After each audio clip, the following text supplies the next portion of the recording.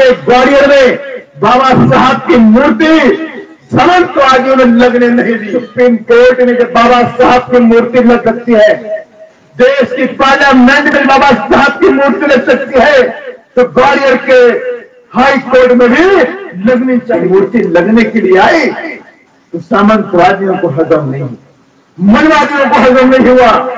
उन्होंने बाबा साहब की मूर्ति लगने नहीं। कहना चाहता हूं, तुम्हारी गोलियां बंदूकें खत्म हो जाएंगी, लेकिन जय भीम वालों के सीने पीछे हटने वाले नहीं है। एक बड़ा आंदोलन होगा ग्वालियर के अंदर, जय भीम वाले लाखों की संख्या में पूरे प्रदेश से इकट्ठा हो जाए। आज ये कहते हैं कि जय भीम वालों की ताकत कमजोर हो गई, वो कहते हैं बीएसपी कमजोर हो गई, वो कहते हैं बीएसपी वाले ही जय भीम लेकर के आए थे। मैं उनसे कहना चाहता हूं, बीएसपी कमजोर नहीं हुई है। और आपने देखा अभी आपके ग्वालियर में बाबा साहब की मूर्ति समाजवादियों ने लगने नहीं दी, जबकि वहां के रजिस्ट्रार का आदेश है, वहां के रजिस्ट्रार का मेरे पास ये आदेश है। 5 लोगों की कमेटी बनी हुई थी, 5 लोगों की कमेटी में 2 लोगों ने कहा बाबा साहब की मूर्ति लगनी चाहिए, इन 3 लोगों ने उस वक्त ये नहीं कहा कि बाबा साहब की मूर्ति नहीं लगनी चाहिए। उन्होंने कहा कि बाबा साहब की मूर्ति लगाने में थोड़ा समय हमें और चाहिए। रजिस्ट्रार ने कहा, देश के सुप्रीम कोर्ट ने जब बाबा साहब की मूर्ति लग सकती है, देश की पार्लियामेंट में बाबा साहब की मूर्ति लग सकती है, तो ग्वालियर के हाई कोर्ट में भी लगनी चाहिए। ये बात रजिस्ट्रार ने अपने आदेश में दे दिया और आदेश में कहा कि जल्द से जल्द मूर्ति लगाई जाए। फाउंडेशन बनकर तैयार हो गया है, मूर्ति का पैसे का लोकेशन होकर के मूर्ति के वालों को दे दिया गया। जब मूर्ति लगने के लिए आई तो सामंतवादियों को हजम नहीं, मनवादियों को हजम नहीं हुआ। उन्होंने बाबा साहब की मूर्ति लगने नहीं दी।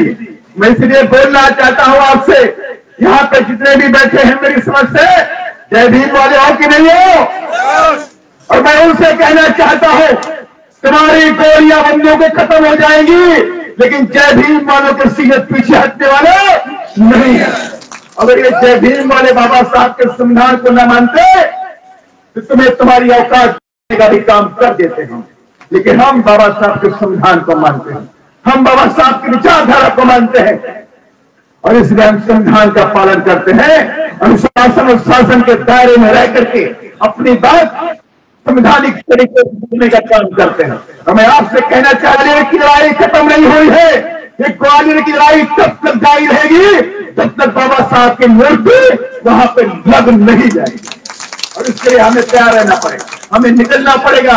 एक बड़ा आंदोलन होगा ग्वालियर के अंदर, जय भीम वाले लाखों की संख्या में पूरे प्रदेश से इकट्ठा हो जाएंगे। और आज ये कहते हैं कि जय भीम वालों की ताकत कमजोर हो गई, वो कहते हैं बीएसपी कमजोर हो गई, वो कहते हैं बीएसपी वाले ही जय भीम लेकर के आए थे। मैं उनसे कहना चाहता हूं, बीएसपी कमजोर नहीं हुई है। याद रखना, ये बीएसपी समंदर है, बीएसपी कोई नदी नहीं है सूख जाएगी, बीएसपी समंदर है। बीएसपी में लहरें कमजोर पड़ सकती है, लेकिन जब तूफान में बदलेगी नीला झंडा लाल किले में लगाकर रह जाए।